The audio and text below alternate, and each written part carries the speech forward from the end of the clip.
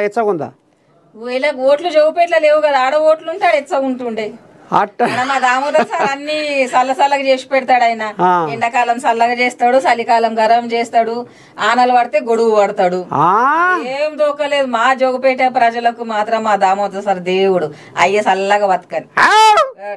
సరే, మరి ఇప్పుడు జూబ్లీ హిల్స్లో వేడి కాక షగలేస్తుంది. ఈ టైంలోనే మరి ఏదో అజారుద్దీన్ మంత్రి పదవి అన్నారు.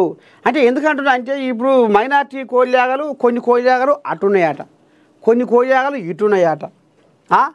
మరి ఇటు అటు అటు ఇటు ఉన్న కోళ్ళాగలు ఒకతాటికి వస్తాయా? ఎందుకంటే మైనార్టీ కోళ్ళకు మంత్రి పదవి వచ్చింది కదా, అంటే ఏమైనా ఈ ప్రభావం ఏమైనా కనపడుతుంది అంటవా? ఇప్పుడు ఓట్ల కోసమే ఈయన తీసుకున్నది అనుడు ఏదో మన ఆత్మతృప్తికి వెళ్ళబోస్తున్నాం తప్ప దానికి దీనికి సంబంధం ఏమున్నది? మంత్రి పదవికి ఎలక్షన్ ఎట్లా కూడా ఓట్లు కాంగ్రెస్ కే గెలుస్తాయి. గిసుంటి చిల్లర దందలు చేసేదైతే ఇక్మతులు కాంగ్రెస్ వాళ్ళకి రావు.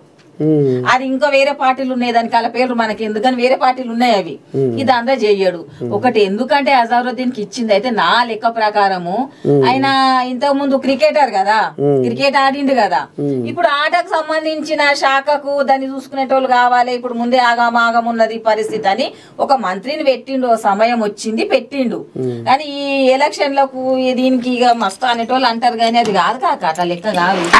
పడతాయి ఓట్లు, ఓట్ల కోసమే వేసిండు అని ఏం కాదు, ఎట్లా కూడా ఓట్లు పడతాయి. అంతేనా? అంతే. మైనార్టీలు అంతా ఒకటైతారా అని? మైనార్టీలు వాళ్ళు ఫస్ట్ నుంచి కూడా మన నవీన్ యాదవ్ కు ఓటేస్తామని లెక్క మీద ఉన్నారు మైనార్టీలో.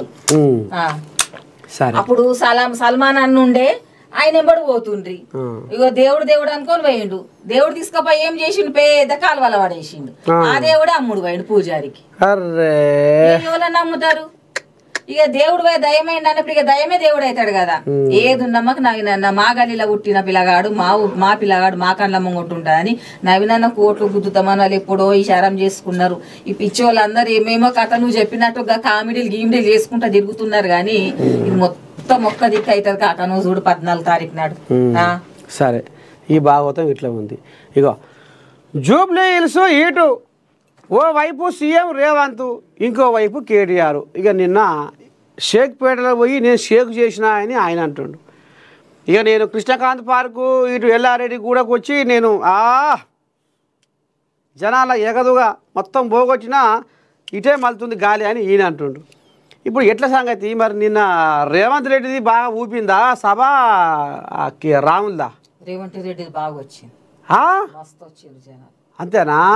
ఏం చెప్పిండు? ఏమదంటే ఇప్పుడు జనాలకు పైన ఉన్నది రేవంత్ కాంగ్రెస్ ప్రభుత్వము. ఈ కొన్ని రోజులల్లనే చేస్తానలా దాన్నిట్లలో ఆల్రెడీ సగం చేసినాయి. ముఖ్యంగా గరీబోళ్ళకి ఏదైతే దగ్గర ఉంటాయో గరీబ్ గాన్లకు బస్ సౌలత్ గాని, కరెంట్ సౌలత్ గాని, మళ్ళంటే సన్న బియ్యం గాని గరీబోలకు ఇవన్నీ చేసిండ్రు. ఇప్పుడు కొత్తగా కొలువులు ఇచ్చిండ్రు. పాపం వాళ్ళు ట్రాన్స్జెండర్ అంటారు చూడండి, గాలకు మనల్ని పక్కకు పొంటి పోతే మనము అబ్బా అనుకుంటుంటాం, అవునా కాదా? కానీ వాళ్ళకు పోలీస్ నౌకలు ఎసుంటి గౌరవం నౌకలు ఇస్తున్నారు వాళ్ళకు.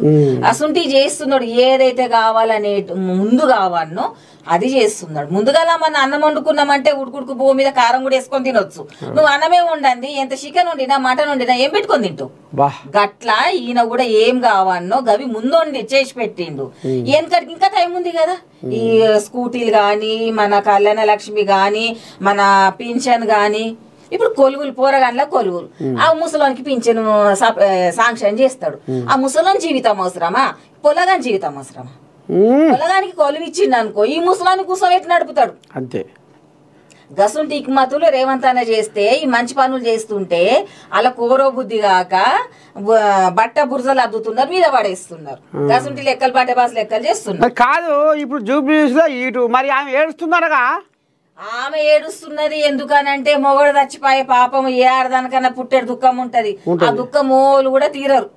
అబ్బాయి చచ్చిపోయినా మర్చిపోతాం కానీ మొగడు చచ్చిపోతే మరవం మనము. అంతేనా? అసంటే ఆమె బయట ఏమోదో ప్రజలకి వస్తే ఆమెకి ఇట్లా వణుకు ఉడుతున్నది పాపం. ఏం మాట్లాడాలి ప్రజలతో? గోపి అన్న ఆమెను ఎంత మంచిగా కుమారంగా మారాని ఎక్క చూసుకొని పెంచిండు ఆమెను. ఇంట్లో ఏం తెలియని ఆమె తీసుకొచ్చి మొన్న నేను అది చూస్తే తెలుస్తుంది రోడ్ల మీద ఆమెకు నడవనికి వస్తలేదు. ఆ రోడ్ల మీద పూల పాన్పు మీద నడిపించిండు మా అన్న పాపం వద్దునేకు. ఆమె తీసుకుపోయి అట్లా నడిపించి ఈ గల్లీలా ఆ గల్లీలా తీసుకుపోయి నిలబెట్టి గిలతో మాట్లాడు గాలతో మాట్లాడు అంటే ఎత్తు శీతులు తెలియని మనిషి ఆ మైకురాలు. వీళ్ళేమో వీళ్ళ స్వార్థంకు వీళ్ళు కబ్జా పెట్టుకున్న కాయిదాలు వాళ్ళ దగ్గరనే ఉండే, వీళ్ళు చేసిన దోపిడీలు అన్ని వాళ్ళ ఇంట్లోనే ఉండే. ఇంకా ఎట్లా పట్టుక రావాలంటే సునీతమ్మని ముంగడికి నువ్వు కాల ముందుగాల వెనకకి మేము ఇంట్లోకి చూడతాం, మాకు కావాల్సినవి తీసుకొని బయట పడతాం అని ఇక్మత్ చేసిండు మన రామన్న. రామన్న చేసిన డ్రామాని అందుకే ఆమె ఏడుస్తుంది. సరే ఈ కథ అట్లా ఉంది. ఇదేంది మనవరాల అధైర్యపడొద్దు, అందరినీ ఆదుకుంటాం. వరి పత్తి పంటలకు తీవ్ర నష్టం జరిగింది. నష్టపోయిన రైతుకు ఎకరానికి 10,000 అందజేస్తాం. ప్రాణాలు కోల్పోయిన కుటుంబాలకు 5 లక్షల ఎక్స్గ్రేషియా ఇస్తాం. మెంతా తుఫాన్ ప్రభావంతో 12 జిల్లాల తీవ్ర నష్టం జరిగింది. నాలాలను కబ్జా చేసి అడ్డంకులు సృష్టిస్తే ఎవరిని వదలొద్దు, సీఎం రేవంత్ రెడ్డి అన్న వారిని